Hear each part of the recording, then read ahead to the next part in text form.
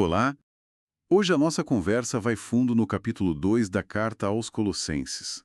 É interessante ver a preocupação do autor, né? Mesmo sem conhecer o pessoal de Colossos, de Laodiceia, ele está ali, lutando por eles.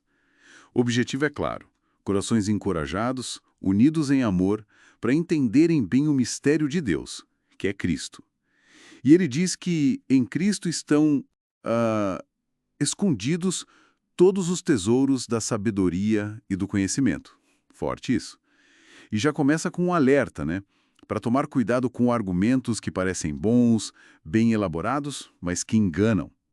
A ordem principal é: receberam Cristo, então continuem vivendo nele, firmes na fé, transbordando de gratidão.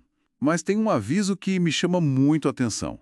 Cuidado para que ninguém os escravize a filosofias vãs e enganosas, que se fundamentam nas tradições humanas e nos princípios elementares deste mundo, e não em Cristo. Por que essa ênfase toda contra essas filosofias? Então, esse alerta é super importante porque o texto, logo em seguida, dá o motivo, né? O contraste.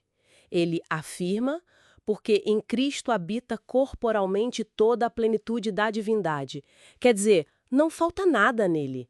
E o ponto é que nós, os crentes, recebemos essa plenitude justamente nele, que é o cabeça, a autoridade máxima sobre tudo. Então, buscar algo fora, bom, é como dizer que Cristo não é suficiente, entende? Diminui ele, e esses princípios elementares, os stoicheia, provavelmente eram tipo regras básicas ou até forças espirituais que o pessoal acreditava que regiam o mundo, sabe? Mas que em Cristo isso já foi superado. Entendi.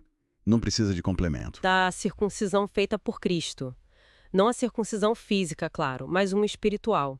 É como se Cristo despisse a nossa natureza antiga, pecaminosa. E o batismo entra aí como um símbolo poderoso disso tudo, um morrer e ressuscitar com Cristo. A gente é sepultado com ele e ressuscitado pela fé no poder de Deus, que ressuscitou Cristo. É sair da morte nos pecados para a vida com ele. Com tudo perdoado. Uma mudança total. Não precisa de mais nada externo para isso. Certo? E aí vem aquela imagem, poderosa, da escrita de dívida, Aquele documento, né? com as regras, as acusações contra nós, sendo cancelado, apagado. E mais que isso, pregado na cruz. É como se a nossa condenação fosse cravada lá, anulada de vez. Exatamente. E não para por aí. Na cruz ele diz, Cristo também desarmou os poderes e autoridades espirituais inimigas. Ele as expôs publicamente, sabe, como num desfile de vitória. Um triunfo total sobre essas forças. Uau! A implicação prática disso é libertadora, né? Ninguém pode mais ficar julgando os outros por causa de comida, bebida, dia de festa, lua nova, sábado. Isso! O texto é bem direto. Estas coisas são sombras do que haveria de vir. Eram tipo figuras, símbolos. A realidade, porém, encontra-se em Cristo. Ele é a substância, o real. O resto era sombra. Exatamente. A substância chegou, a sombra perde a função. Mas essa liberdade toda parece que abriu porta para outros tipos de engano, pelo que o texto continua dizendo, certo? Pois é, o foco do alerta muda um pouco. Agora é contra um pessoal que parecia super espiritual. Gente que curtia uma falsa humildade e até adoração de anjos. Provavelmente ligado a visões, experiências místicas que eles tinham. E usavam isso para se colocar acima dos outros, é isso? Para desqualificar quem não tinha as mesmas experiências? Isso mesmo. O texto critica pesado. Diz que isso vem de visões detalhadas, mas baseadas numa mente não espiritual. São ideias, assim, infladas, inúteis, porque perderam a conexão com o principal. Que é Cristo, a cabeça? Exato. O problema é que eles não se prendem à cabeça, que é Cristo. É dele que todo o corpo, a igreja, recebe o suporte para crescer como Deus quer. E a crítica vai também para aquelas regras ascéticas, sabe? Bem rígidas. Não manuseie, não prove, não toque. Ah, sim.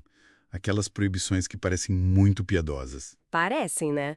Podem ter aparência de sabedoria. Tem culto autoimposto, falsa humildade, tratamento severo do corpo, Parece bom, mas o diagnóstico é fatal.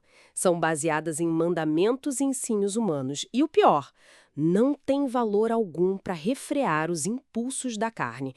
Não resolvem o problema de verdade, lá na raiz. Fica muito claro, então. A mensagem é: Cristo basta. Completamente. Plenitude, sabedoria, perdão, vitória, crescimento, tá tudo nele.